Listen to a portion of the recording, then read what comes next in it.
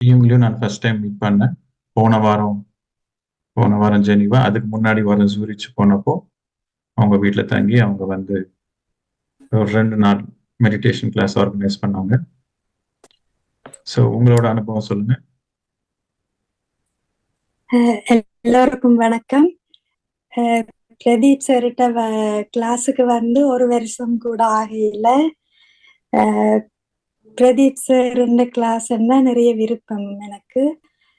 அவரே என்னுடைய வீட்டுக்கு வந்து இங்க எல்லாருக்கும் சொல்லி கொடுக்குற எனக்கு ஒரு ஆசை இருந்தது. ஆனா நான் நினைச்சேன்னா அது ஒரு என்ன மீறி நினைக்கிறேன்னு எனக்கு தெரியாமலே நான் அது விட்டுட்டேனே. அப்படி நான் 2 வாரம் அப்படி நடக்க மாட்டுது. ஆனா இப்ப எனக்கு புரியுது, அது சரியா எனக்கு அது தெரிஞ்சிருக்குதுண்டு. சார் வந்துட்டு போனது மிகவும் சந்தோஷம். எல்லாருக்கும் தியானம் தெரிய வேணுமென்று ஆசைப்பட்டேன். நான் சார் வந்ததால நிறைய பேர், நான் எதிர்பார்க்காம நிறைய பேர் எங்களோட வீட்டை வந்தினா. இப்ப இன்னும் திரும்ப வர்றதுக்கு கேட்கணும். சார் வந்தா தாங்க ஹோல் எடுப்போம் செய்வோம்னு கேட்கிற அளவுக்கு இருக்கேக்குள்ள எனக்கு நிறைய சந்தோஷமா இருக்குது. ஒரு வருஷத்துக்குள்ள என்னுடைய கணவரும் சைவத்துக்கு மாறி அவரும் தியானம் செய்து பிள்ளைகளும் தியானம் செய்ய தொடங்கினது மிகவும் சந்தோஷம். எனக்கு வந்து நான் சொல்லுவேன் குயிக்கா எல்லாம் நடந்து சார் வந்ததுல இருந்து எல்லாமே குயிக்கா நடந்தது, விரைவாக நடந்தது. மிக்க மிக்க நன்றியா. எல்லோருக்கும் வணக்கம். நான் சிவிதாவுடைய கணவன் கதைக்கிறேன். என்னுடைய பெயர் சர்வநாதன். நான் எனது மனைவி ஒரு வருடத்துக்கு முன்னாடியே தியானத்துக்கு வந்து விட்டா. இன்னும் எத்தனையோ தடவை வரும்படி கேட்டும் நான் வர முடியவில்லை. பின்னுக்கு தள்ளிக்கொண்டே போயிடுறது. எனக்கு வர வேண்டிய அதிர்ஷ்டம் அப்போது கிடைக்கவில்லை. ஆனால் சென்ற ஆண்டு ஜூலை மாதமே நான் சைவம் சாப்பிட தொடங்கி விட்டேன். வீட்டிலே பிள்ளைகள் சைவம் சாப்பிட தொடங்கி விட்டார்கள். அதன் பின்னாடி சென்ற மாதம்தான் நான் தியான வகுப்புக்கு வர துவங்கினேன். அதன் பிறகு நிறைய தியானங்கள் செய்து வரும்பொழுது என்னுடைய உடல்லே இருக்கின்ற பலவிதமான வருத்தங்கள் சுகமாகி கொண்டு வருகிறது. எனக்குள்ளே ஒரு சந்தோஷம் ஏற்பட்டுள்ளது. குடும்பத்திலே நல்ல நல்ல நிகழ்வுகள் நிகழ்ந்துள்ளன, மாற்றங்கள் நிகழ்ந்துள்ளன.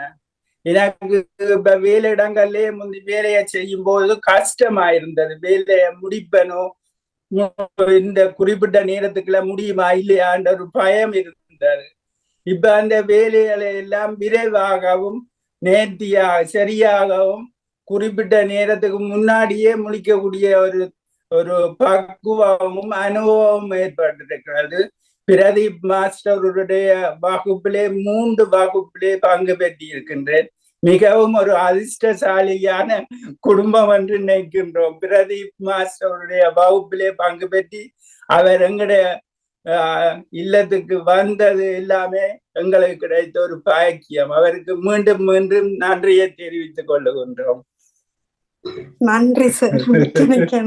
ஓகே, ரொம்ப சந்தோஷம். ஸோ ஒவ்வொரு நாள் ஒவ்வொரு concept. Every day, today is the first day, so we are extending a bit for meditation. So every day ஒவ்வொரு நாள், இந்த 9 நாள்ல ஒவ்வொரு நாளுமே ஒவ்வொரு கான்செப்ட் இருக்கும். அதுக்கப்புறம் மெடிடேஷன் இருக்கும். இன்னைக்கு நம்ம எடுத்துக்கிட்ட கான்செப்ட் வந்து நீட் அண்ட் கிரீட். தேவைக்கு மீறி எதுவா இருந்தாலும் அது துக்கத்துக்கு தான் வழி உண்டாக்கும், கஷ்டத்துக்கு தான் வழி உண்டாக்கும். ஸோ பணம் கூட அளவுக்கு அதிகமா சம்பாதிச்சா வாழ்க்கையில கஷ்டம் தான். எவ்வளவு தேவையோ அவ்வளவு சம்பாதிக்கணும். சாப்பாடு எவ்வளவு தேவையோ அவ்வளவு சாப்பிடணும். பேச்சு எவ்வளவு பேசணுமோ அவ்வளவு பேசணும். அளவுக்கு அதிகமா பேசினா அங்கேயும் பிரச்சனை தான். பேச்சுல அளவோட இருக்கணும், தூக்கத்துல அளவோட இருக்கணும், பணம் சம்பாதிக்கிறதுல அளவோட இருக்கணும், சாப்பிட்றதுல அளவோட இருக்கணும். எதுவா இருந்தாலும் அளவோட இருந்தாக்கா அது அமிர்தம். அளவுக்கு மீறினா எந்த ஒரு விஷயமா இருந்தாலுமே அது விஷமாக மாறிடும். சோ உங்க வாழ்க்கையில எதான் நீங்க வந்து தேவைக்கு அதிகமா சேர்த்து வச்சிருக்கீங்க, அதெல்லாம் நோட் பண்ணுங்க இன்னைக்கு. தேவைக்கு அதிகமா பேசுறீங்களா? அதுவும் நோட் பண்ணுங்க. நான் தேவைக்கு அதிகமா பேசுறேன். நான் என்ன நானே ஒரு விழிப்புணர்ச்சியோட நான் வச்சுக்கணும். அடுத்த வாட்டி பேசுறப்போ யோசிச்சு பேசணும். ஸோ இதெல்லாம் செல்ஃப் ரிஃப்ளெக்ஷன்.